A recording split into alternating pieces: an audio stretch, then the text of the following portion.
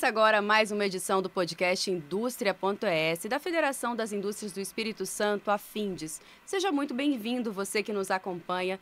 Hoje a gente vai conversar sobre o presente e o futuro da indústria capixaba. Para esse bate-papo, temos aqui um convidado muito especial, que é o Paulo Baraona, atual presidente da Findes e também empresário. Seja muito bem-vindo. Obrigado, Laila. Eu que agradeço aí a oportunidade de a gente estar conversando um pouco sobre a nossa indústria. Baraona, a gente está num espaço, dedicado para esse diálogo da indústria, para dar luz à indústria capixaba. Queria que você falasse sobre a importância da gente levar informações de qualidade, para as pessoas sobre a indústria.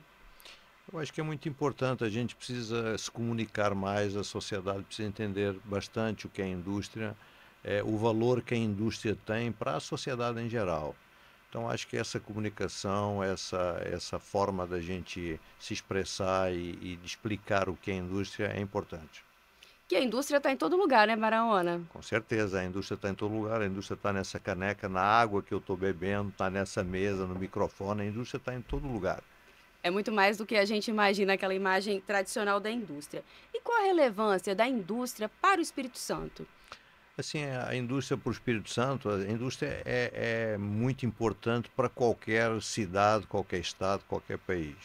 E no nosso estado, a gente tem tido nos últimos anos um crescimento industrial bastante grande e a transformação que o estado tem tido nas últimas décadas tem muito a ver com a indústria, com a implantação de novas indústrias que nós tivemos nos últimos anos, graças também a um bom ambiente que a gente tem tido nas duas últimas décadas. Baraona, onde o setor industrial se instala, promove mudanças reais naquele lugar, né? Como esses projetos mudam a economia do local?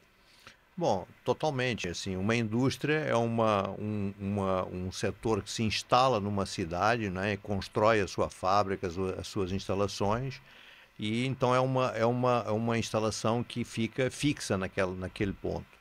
E ao se instalar ali, essa indústria desenvolve novos empregos, evidentemente, mas indiretamente desenvolve uma série de setores, setor de comércio, de serviço, enfim, um monte de setores que acabam sendo fornecedores dessa indústria. Então, uma indústria, ao se implantar numa cidade, ela transforma aquela cidade, ela tem o poder de transformação. Então, para quem está acompanhando a gente, que às vezes não entende muito de economia, né, tanto essa questão da indústria, mas quando uma indústria chega, ela muda a vida cotidiana das pessoas. Com certeza, muda totalmente a vida cotidiana das pessoas, a vida da cidade, além de gerar recursos de impostos e tributos para o município, né? Ela gera um crescimento enorme social com novos empregos, muitas vezes com empregos que não existiam na cidade, com as pessoas se capacitando para isso e todo o entorno da indústria de prestação de serviços que todas as indústrias precisam. A indústria precisa desde uniformes, para os colaboradores, a calçados, a alimentação, enfim, uma série de coisas que são necessárias para que a indústria funcione. Então, a cidade tende a se transformar e, obviamente, uma transformação para muito melhor, né? E a gente falando nesse assunto, tem projetos previstos para o Espírito Santo, projetos industriais? Você pode citar algum? Olha, nós temos previstos até 2030 mais de 100 bilhões de reais de investimentos, né? Dos quais mais de 70% são da indústria. Então, assim, muita coisa está para acontecer, né? Muitos investimentos, muitas indústrias novas virão, muitas indústrias que estão aqui vão investir no aumento da sua capacidade. Vai haver uma mudança muito grande com esses investimentos no nosso estado, né? É um estado pequeno, mas é um estado que tem um ambiente de negócios muito bom e que propicia exatamente esses investimentos e a atração desses investimentos. Barão, no Espírito Santo é um dos 5 estados mais industrializados do país. O que a gente precisa para avançar mais posições e com uma indústria mais diversificada? Olha, nós temos uma coisa que eu considero extremamente importante, que é o ambiente de negócios que nós temos aqui. Ambiente conquistado nas últimas 2 décadas, em que a sociedade tem tido muita participação nisso, nomeadamente a nossa federação, entre outras entidades. E a gente tem tido uma interação com os três poderes que é, no meu entender, o grande diferencial.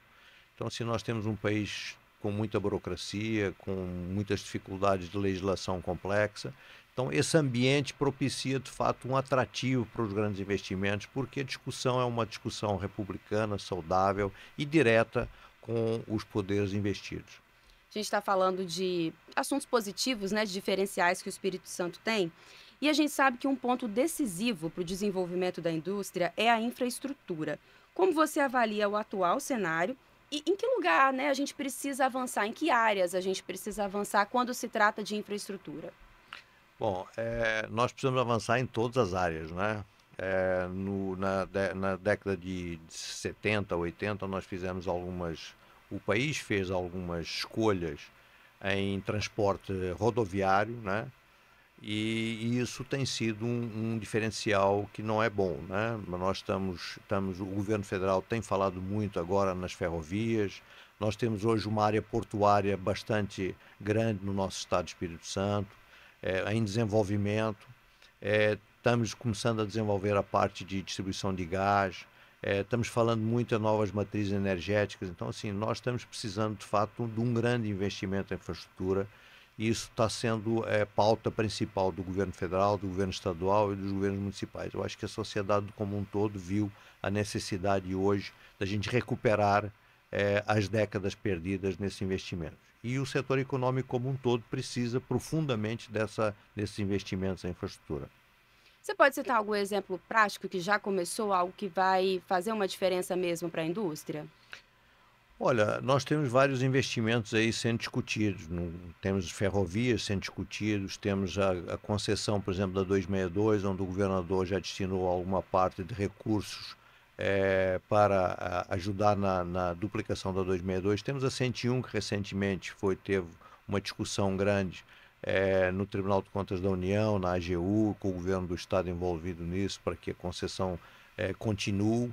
E também já foi resolvido que vai continuar. Então, assim, tem vários investimentos. Tem muitos investimentos privados, como são os portos que estão em desenvolvimento, portos como o caso da Codesa, que foi privatizado e tem tido um desenvolvimento bastante grande. Tem o Porto da Imetama, aí, tem a Portocel, tem o Porto Central em Presidente Kennedy também já começando. Então, assim, nós temos enormes investimentos. Mas precisamos que o setor público, especialmente o governo federal, tenha um olhar diferenciado para nos dar o complemento dessa infraestrutura, que especialmente é a malha viária. Barona, você viaja muito, você vê exemplos fora do país, você acabou também de chegar de uma viagem internacional. Tem algo que você pode ver lá fora que seria bom para a nossa indústria aqui no Espírito Santo? Alguma novidade que traria mais avanço para a indústria capixaba? Bom, nós vivemos num mundo hoje de avanço tecnológico quase diário, né? Então, assim, tem muita coisa que nós precisamos avançar. Mas a nossa indústria é uma indústria bastante antenada, é uma indústria que está muito atenta ao desenvolvimento tecnológico, à inovação. Mas, claro, viajar sempre, acho que a grande maioria dos empresários faz essas viagens de trabalho, são viagens de trabalho, em que a gente precisa ver como estão a indústria lá fora, né? E isso, obviamente, traz um olhar diferente. A gente precisa sair muito da nossa caixinha exatamente para ter um crescimento. Então, a nossa indústria está muito atenta nisso. Essa viagem que eu fiz agora foi uma missão da CNI, exatamente para que os presidentes de federação conheçam outras realidades. E, obviamente, chegando aqui, essas realidades a gente implanta dentro das nossas federações, sempre com o objetivo de dar um crescimento grande às nossas indústrias. Barona, muito obrigada. A gente está encerrando esse primeiro bloco, né? Desse episódio que a gente está falando sobre a história da indústria, a indústria atual, a indústria do futuro. E tem mais informação logo mais. Fica com a gente.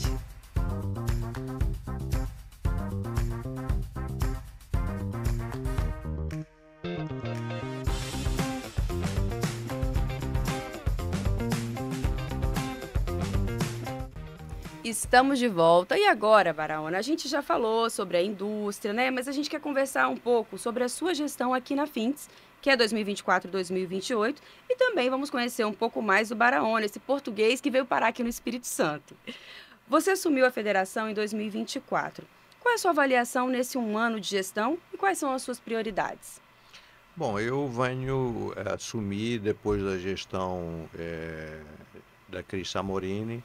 Eu fui o primeiro vice-presidente dela, então, assim, eu já vinha um pouco na tocada da gestão. Claro que sentar na cadeira o peso é diferente, né? É outro, né? Mas a nossa federação é uma federação muito organizada, uma federação que vem de grandes gestões, uma federação que tem um ambiente muito bom, então isso facilita muito o nosso trabalho.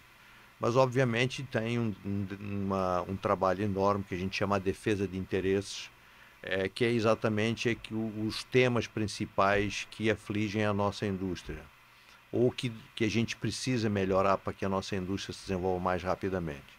Também o nosso Estado é um Estado que tem um ambiente muito, muito bom, conquistado exatamente por um diálogo muito republicano que existe entre o poder público e o poder privado. Então, assim, a federação é de fato um grande desafio e uma grande escola. Estou aprendendo muito e isso de fato é uma experiência difícil de se encontrar em qualquer outro lugar. Barona, a gente sabe que você é um defensor do associativismo, né? Para você, qual a importância desse trabalho coletivo? Você já citou também essa importância do governo, dessa interação com os poderes, mas como que você vê isso? O associativismo, assim, nós vivemos hoje numa época em que o diálogo é extremamente necessário. Antigamente a gente ouvia muitas pessoas falar, eu não gosto de política, eu não gosto disso. Sim, hoje é uma necessidade. Nós vivemos num mundo interativo, num mundo conectado 24 horas, num mundo de alta tecnologia, e a gente precisa estar muito conectado, a gente precisa discutir muito a sociedade que nós queremos e o setor econômico que nós queremos. Então, assim, o associativismo é peça fundamental para isso. Sem essa discussão, nós vamos ter muita dificuldade em mudar o ambiente que a gente precisa, em melhorar o ambiente que a gente precisa. E ainda nessa linha, nesse caminho, como tem sido o trabalho da Findes para fazer que a indústria cresça cada vez mais aqui no Espírito Santo? Bom, a nossa federação, ela tem hoje mais de 2.500 funcionários, né? Nós temos o SESI, temos o SENAI, temos o IEL, temos as nossas casas, o observatório e, obviamente, educação através do SESI é extremamente importante. Hoje, educação é a grande mudança da sociedade. A sociedade precisa da educação. A educação é um tema prioritário, um dos temas prioritários que nós temos, e o Senai na capacitação profissional, né? Também é um tema que está sempre em pauta aí, a dificuldade ou a falta de mão de obra, né? Então, através das casas, assim, a nossa federação está sempre muito conectada com as indústrias.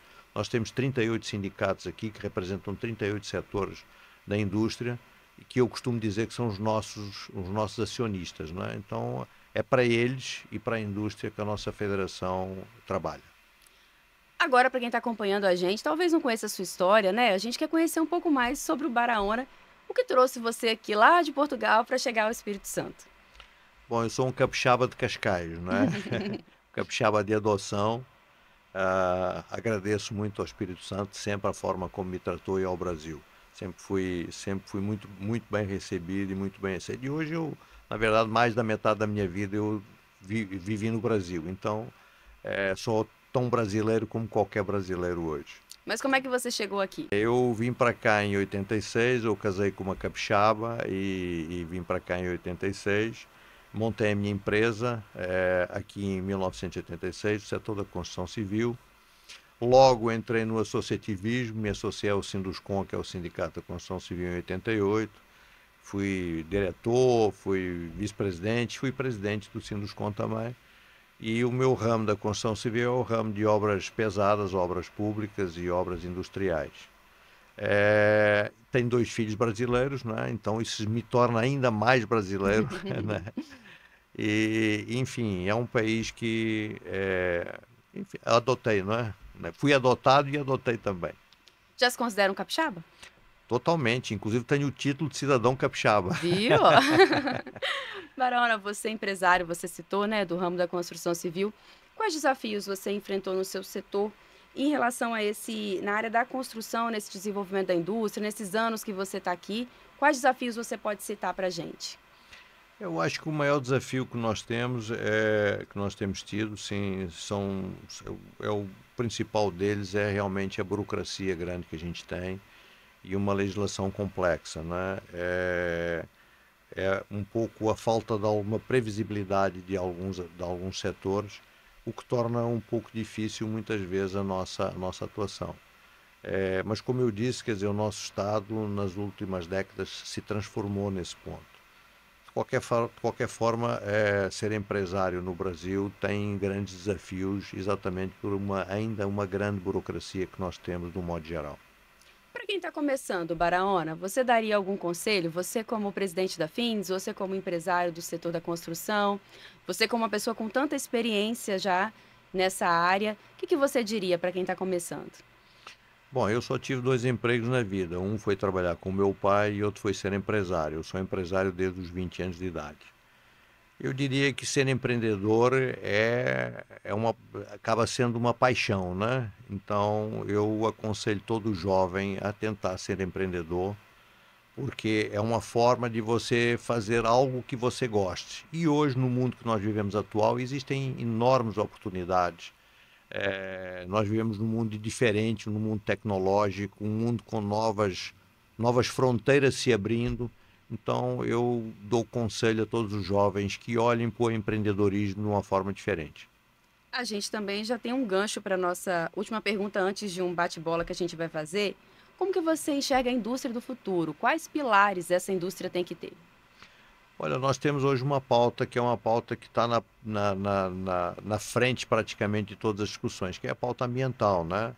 Nós temos aí a descarbonização, temos as novas matrizes energéticas, temos o ESG, enfim, tem várias pautas, inclusive que o Estado do Espírito Santo tem discutido bastante, não só o governo do Estado, mas também os empresários, né? Recentemente nós fizemos uma pesquisa sobre descarbonização e nós vimos que quase 70%, 7 em 10 empresários pretendem fazer investimentos nas suas indústrias para isso. Então, assim, eu acho que a pauta principal hoje talvez seja o meio ambiente, que é uma coisa que inclusive atinge toda a sociedade, né? Baraona, jogo rápido agora, hein? Tem que responder o que vem na mente. O que você pensa quando a gente fala em indústria? Tecnologia. Economia capixaba? Indústria. Um industrial de destaque. Carlos Aguiar.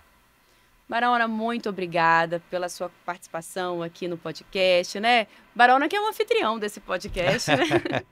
Obrigada a você que nos acompanhou. Tem uma série, você pode rever os outros episódios sobre a história da indústria, a indústria ontem, hoje. A gente conversou muito aqui. Muito obrigada e até a próxima. Eu que agradeço. Um abraço a todos.